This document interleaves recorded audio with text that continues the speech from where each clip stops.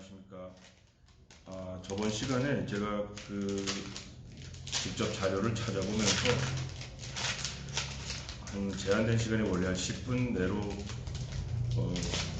자료 찾은 내용을 정리를 하려고 조금 빨리 진행을 하려고 하다 보니까 말도 좀 꼬인 점이 있고, 그리고 이게 기본적으로 이런 영상을 만드는 이유가 피해자들에게 뭔가 도움이 좀 될 수 있을까, 이런 취지에서 자료를 찾아보고 공부를 했는데, 너무 빨리 어떤 사전적 해석이라든가 자료만을 조사하는 게 조금 이해도가 떨어지지 않았나, 그렇게 생각해서 오늘은 한 10분 내로 짧게, 그리고 핵심만 약간 내용을 보완하면서 진행하도록 하겠습니다.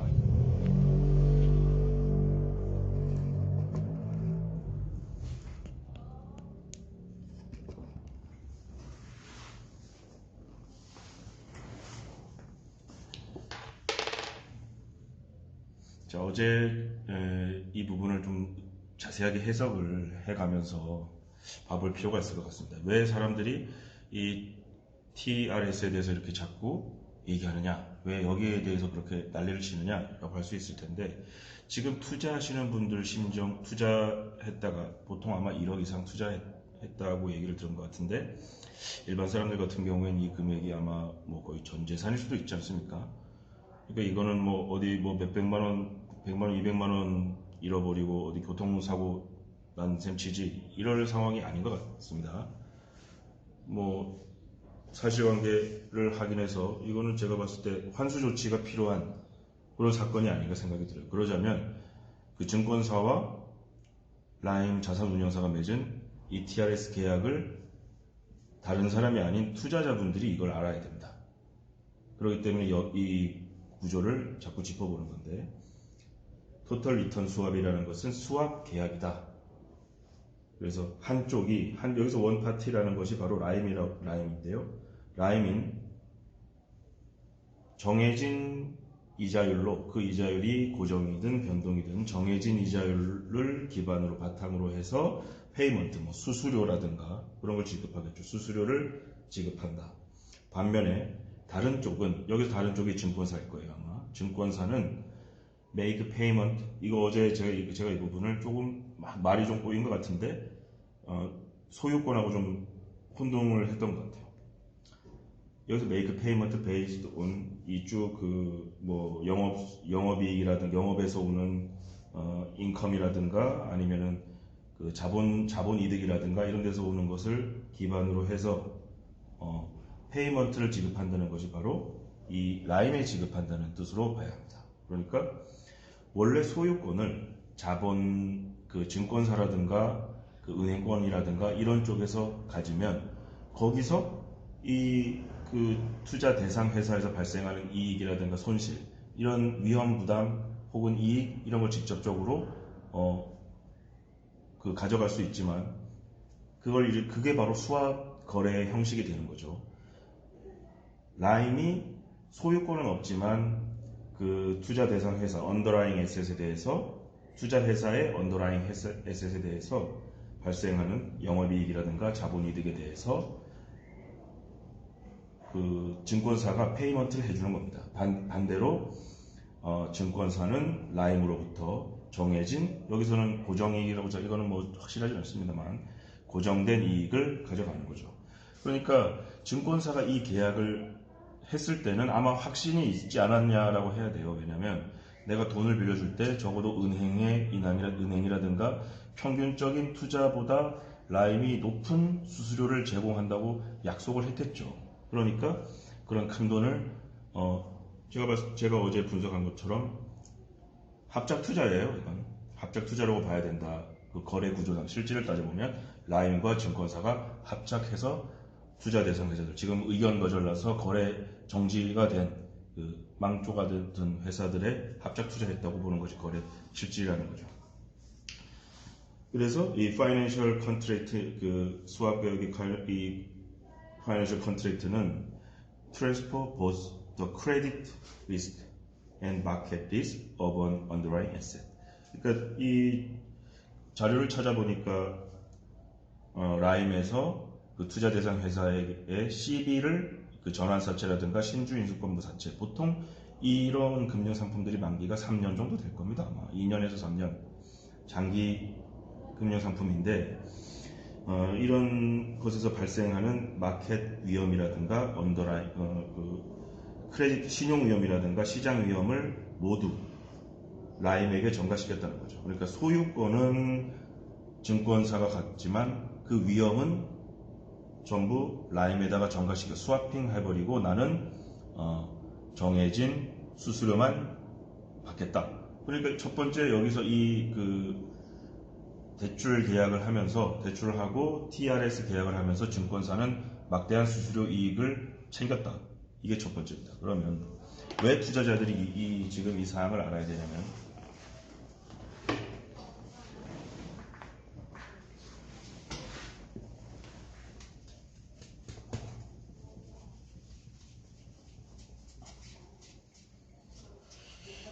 그러니까 이게 제가 봤을 때는 이 금융 사기가 참 일반 범죄보다 더 아주 악질적인 범죄라고 보거든요. 이게 여기 투자했던 분들은 전 재산 날리고 이게 가정 파괴가 될 거 아닙니까?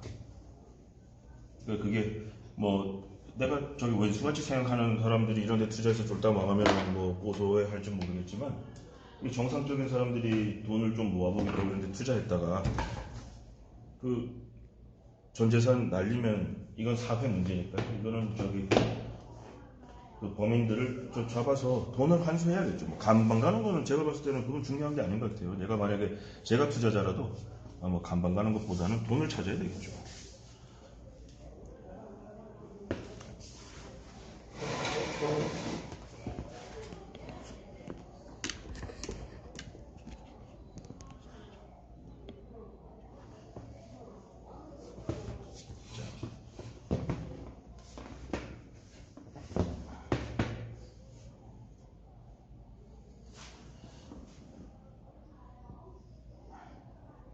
여기에 판매자,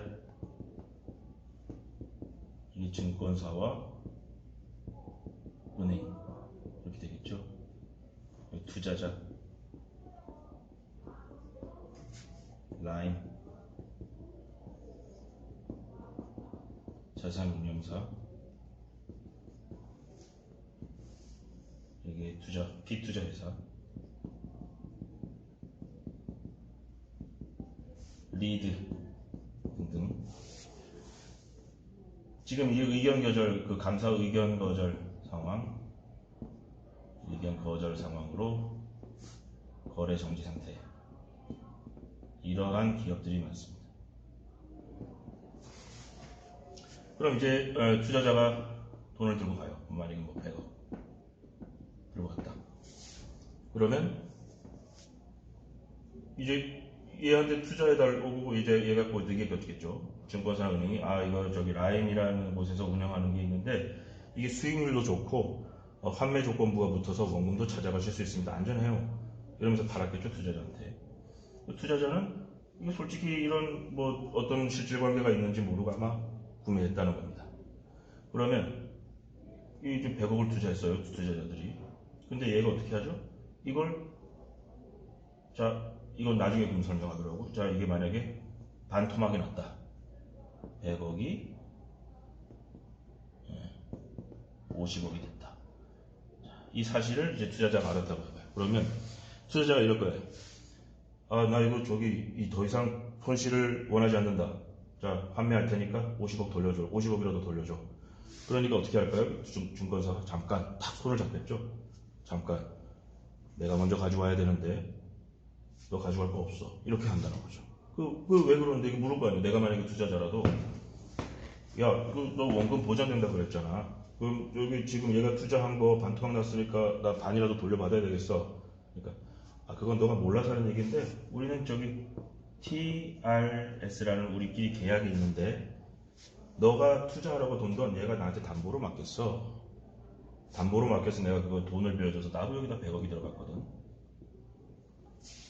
근데 나는 얘가 담보로 나한테 돈을 제공했기 때문에 나한테는 시큐리티 인터레스트가 있다 이거야.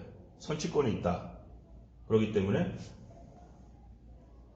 만약에 100억이 나도 100억 투자했는데 50억 됐으면 내가 먼저 가져가겠다는 거죠. 50억. 그럼 나는 얼마를 받냐? 한 푼도 못 받는다. 그러니까 이게 어떤 효과가 있냐면요. 만약에 이게 100억이 200억이 됐어요. 200억이 되면은 얘는 지금 이게 200억이 돼서 굴러간 걸 모른다는 거죠. 그러니까 처음부터 이걸 지울 수가 없으니까 50% 만약에 하락했다라고 이제 투자 수익률이 마이너스 50%다 이렇게 설명을 하겠죠. 그러면 얘는 지금 내가 내 돈 100억만 들어간 것만 알지 얘 자기 돈을 담보로 잡혀서 증권사에서도 똑같이 100억을 투자한 사실을 모르고 있을 거란 말이에요. 그러니까 마이너스 50%라고 하면 나는 이게 100억이 반 까먹었으니까 50억은 찾을 수 있겠지라고 생각하는데 사실은 아니라는 거죠. 200억이 투자가 돼서 100억이 됐다는 거예요. 200억이 100억이 됐다. 그러면 얘는 시큐리티 인터레스트가 있기 때문에 자기가 100억 투자했고 200억이 100억이 됐는데 나는 먼저 가져갈 수 있어 하면서 이 100억을 다 가져갈 수 있다는 겁니다. 그럼 나는 얘가 만약에 안 끼어들었으면은 50억이라도 가져갔을 텐데 얘가 먼저 가져가기 때문에 얘는 한 푼도 못 받는다는 거죠. 투자자는. 그래서 투자자분들이 이 TRS 계약이라는 구조를 알아야 된다는 거예요. 이 증권사에서 상당한 책임이 있다. 왜냐면 자기도 똑같이 투자해놓고 그리고 제가 봤을 때는 이 자산운용사에 권유를 했지 않습니까? 라인 거 사세요. 이 실질관계, 거래관계를 다 안단 말이에요. 그래놓고 이 돈을 다시 담보로 받는 거고 그러니까 이 거래관계를 다 알고 있기 때문에 얘가 선의의 어떤 취득자 모르겠어요. 그 상법에서 어떻게 그러니까 얘네들이 어떤 뭐 이런 파생 상품을 만들든 간에 어떤 상품을 만들든 간에 그게 어쨌든 증권거래법이라든가 뭐 상법이라든가 관련 법에다 규제를 받지 않겠습니까? 이게 뭐 우주에서 딱 떨어져가지고 이걸 만드는 순간 이거는 기존에 뭐 있는 법률에 모두 다 무효야 이렇게 할 수는 없을 거 아니에요. 어떤 파생 상품을 만들든 간에 기존의 뭐 증권거래법이라든가 뭐 어떤 상품 거래법에 다 저촉이 될 거 아닙니까? 그런데 지금 얘가 이렇게 했기 때문에 이런 계약을 이 투자자는 몰라요 이걸. 자기네들끼리 맺었기 때문에 만약에 반통하게 나면 자기는 다 가져갈 수 있어요. 근데 투자자는 한 푼도 못 가져간다. 이런 사태가 난다는 게 지금 문제가 된다는 거죠. 이게 일종의 이제 투기예요. 근데 저는 예전에 이쪽 공부를 사실 조금 하다가 뭐 나중에 시간이 되면은 우리 뭐 지역사회 분들하고도 얘기할 기회가 있을지 모르겠지만 이런 타짜 예전에 타짱이라고 코미디도 있었잖아요. 근데 지금 이거 돈 여기 잊어버린 분들은 지금 웃을 분위기가 아닐 텐데 이게 타짜들이 하는 거예요. 타짜들. 그러니까 만약에 원래 헤지 펀드라는 그게 왜 헤지 펀드라고 하는지 모르겠지만 그 사모펀드라는 것 자체가 sophisticated investor라고 해서 아주 전문 지식이 있는 사람들이 아주 내가 이걸 까먹어도 그만이라고 각오하고 들어가는 시장이거든요. 그러면 이게 만약에 200%를 투자했으니까 이게 50% 수익이 나면요. 이 플러스 100억이 된다 그러면 이렇게 돈이 2배로 올라가는 거예요. 요거는 나중에 이 시간이 10분이 넘어서 하여튼 이게 그래서 이 TRS 구조에 대해서 다른 사람도 아닌 이 투자자분들이 지금 알고 있어야 된다는 거. 그래서 어제 조금 제가 방향이 조금 빗나간 것 같아서 요거 첨부하겠습니다. 네, 시청 감사합니다.